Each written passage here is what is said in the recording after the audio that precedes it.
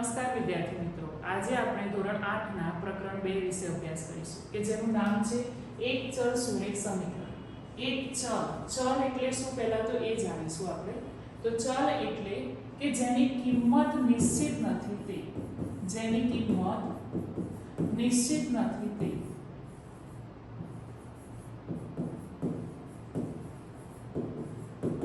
કે જેની કિંમત બદલાયા કરે. નિશ્ચિત નથી એટલે કે ચલ જેમ કે આપણે લઈએ x y z a b c કોઈ પણ લઈ શકાય.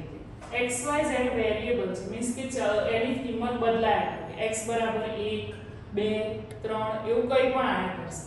અને આમાં આખી એબીસીડી માંથી કોઈ પણ લેટર આપણે સ્મોલ એબીસીડી માં લખી શકીએ, ફક્ત o નહીં લખી શકીએ કેમ કે o અને 0 બંને શું થઈ જશે, એક જેવા દેખાશે. એટલે એ વેરિયેબલ નું જગ્યાએ શું લાગશે કે એની કિંમત નિશ્ચિત છે. હવે આવશે ચલ વિશે જાણીએ. અચલ. તો અચલ એટલે શું કે જેની કિંમત નિશ્ચિત છે તે, જેની કિંમત નિશ્ચિત છે તે. ચલ કોને કહ્યું તો કે જેની કિંમત નિશ્ચિત નથી તે. અને એવી જ રીતે અચળ કોને કહીશું કે જેની કિંમત નિશ્ચિત છે તે. જેમ કે 1 2 3 4 0 એ રીતે કોઈ પણ આંકડો આપણે લઈ લઈએ અસંખ્ય સંખ્યા સુધીનો, તો એ બધાની શું થશે કે કિંમત નક્કી છે. ચલ અચળ એટલે કેવું કે જે કોઈ દિવસ બદલાવાનો નથી. 4 5 હવે 4 ને આપણે એમ કહીએ કે ના મારે તો 4 ની બદલે 51 લખવા છે તો ચાલશે, એવું ક્યારે પણ નહીં ચાલે. એટલે એની કિંમત શું રહેશે, નક્કી જ રહેશે, અચળ જ રહેશે. એટલા માટે એને શું કહેવાય છે, અચળ, જેની કિંમત બદલાય નહીં તે.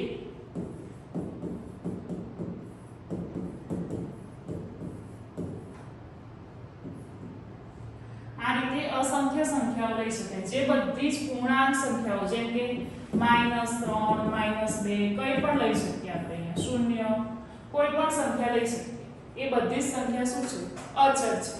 હવે એવી જ રીતે અચળ ને ચલ એ બંનેના ગુણાકારથી જે બને એને શું કહેવાય, પદ. અચળ અને ચલ એ સંખ્યાના ગુણાકારથી જે સંખ્યા બને એને શું કહેવાય, પદ.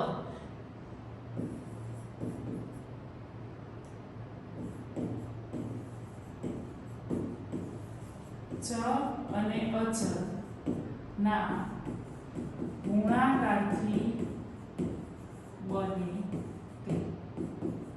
ચલ અને અચળ એ બંનેના ગુણાકારથી બને તે એટલે કે 7x 2y 3a. અહીંયા 7 શું છે, એ અચળ પદ છે.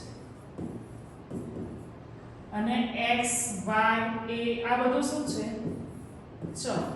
આ બધાની કિંમત કેવી છે, બદલાય. જેમ કે x બરાબર 2 લઈએ તો 7 ની કિંમત શું થઈ જાય, 7 દુ 14 એટલે શું થઈ જશે, 14. એટલે આખા પદની કિંમત શું થઈ જશે, 14. અહીંયા x y અને a એ બધાની કિંમત શું થશે, બદલાય થશે. અને આ બંનેના સંયોગથી જે બને એને શું કહેવાય, પદ. ચલો અવયવ આપણે કેટલે સુધી સમજ્યા, એક તો પહેલા તો ચલ, અચલ, પદ અને હવે એના વિશે શીખીશું જે છે અવયવ. પદ પછી શું બને, અવયવ. અવયવ એટલે એવી સંખ્યા કે જેના ભાગ ના પછી પડી શકે. જેમ કે આપણે લઈએ તો 5xy. હવે અહીંયા તમને 5xy આપ. હવે આના અવયવ લખવા હોય તો આપણે કેવી રીતે લખીએ, 5 * x * y. આ રીતે આપણે લખીશું એના અવયવ. અહીંયા 5 એની કિંમત 20 છે, x એના ભાગ હવે નહીં પડે અને y એના પણ હવે ભાગ નહીં પડે. એટલે ટૂંકમાં કે જેના ભાગ એનું અવયવીકરણ ક્યારેય થાય નહીં. જેનું અવયવીકરણ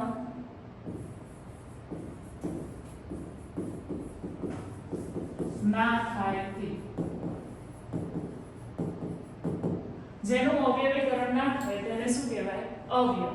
જેનું અવયવીકરણ ના થાય તેને શું કહીશું આપણે, અવયવ. હવે એવી જ રીતે સહગુણક કોને કહેવાય એના વિશે જાણીશું.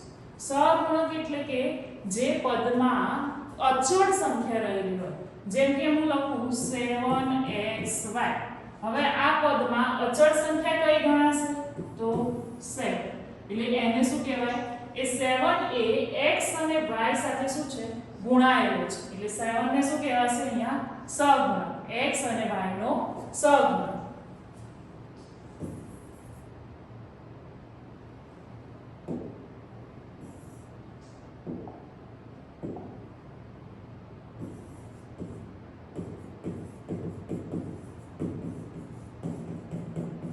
ચલ સાથે ગુણાયેલ અચળ સંખ્યાને તેનો સહગુણક છે સમજાયું બધાને ચલ સાથે ગુણાયેલ હોય એટલે કે x અને y અહીંયા શું છે ચલ અને એની સાથે ગુણાયેલ સંખ્યાને શું કહેવાય સહગુણક તો આ સંખ્યાનો સહગુણક શું થશે 7 હવે પદાવલી કેવી રીતે બનશે તો એક જેમ કે મેં કહ્યું હમણાં કે 7x આવે તો 7x એ શું કહેવાય પદ કહેવાય હવે એના સાથે હું બીજું પદ જોડું જેમ કે 2x અથવા 3y તો આના બરાબર 0 આને શું કહેવાય તો આ શું થયું કહેવાય પદાવલી બની કહેવાય કે અહીંયા બધું આખું ત્રણ અલગ અલગ સંખ્યાઓ પદનો સરવાળો થયો અને એ સમતામાં શું આપ્યું સામે આપણે 0 સમતા કહેવાય બરાબરની શું કહેવાય સમતા હવે એવી જ રીતે સુરેખ પદાવલી કોને કહીશું સુરેખ એટલે કે સુરેખ એને કહેવાય કે જેમાં ઘાત આખા સમીકરણની ઘાત કેટલી હોય એક જ જે સમીકરણની અથવા જે બૈજિક પદાવલીની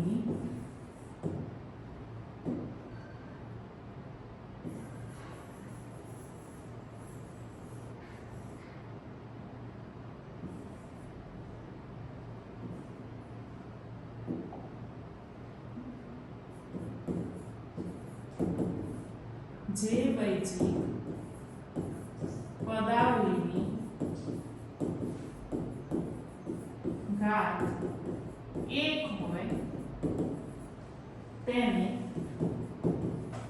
સુરેખ પદાવલી કહેવાય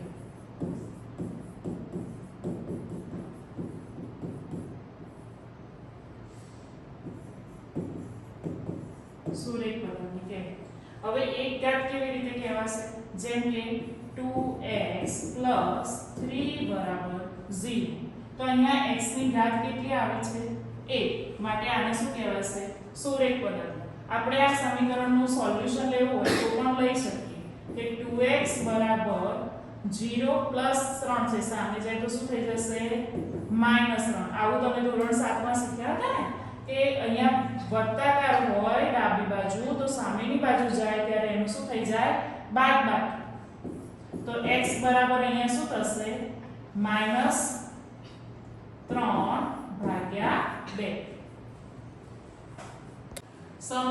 સમીકરણ કોને કહીશું કે બૈજિક સમીકરણ એ ચલના ઉપયોગથી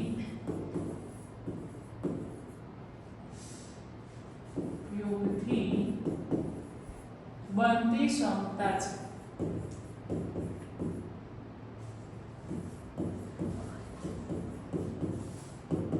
ચલના ઉપયોગથી બનતી ક્ષમતા છે જેમ કે 4x + 2 = 3 અહીં બરાબર એ શું છે સમતા એટલે કે આ બાજુના ભાગનો જે જવાબ છે ડાબી બાજુનો એ જવાબ 3 આવશે એટલે કે ડાબી બાજુ અને જમણી બાજુ બંને કેવા છે સરખા છે હવે એક ચલ સુરેખ સમીકરણ આપણે કોને કહીશું કે જેમાં ફક્ત અને ફક્ત એક જ ચલનો ઉપયોગ થયો હોય જેમ કે x y z પણ બધા એક સાથે યુઝ થયા ના હોય જેમ કે 2x + 5 = 3 તો અહીં આખા સમીકરણમાં ચલ માત્ર કયો છે x બીજો કોઈ ચલ ઉપયોગમાં લેવાયો નથી એવી જ રીતે આવું આપ્યું હોય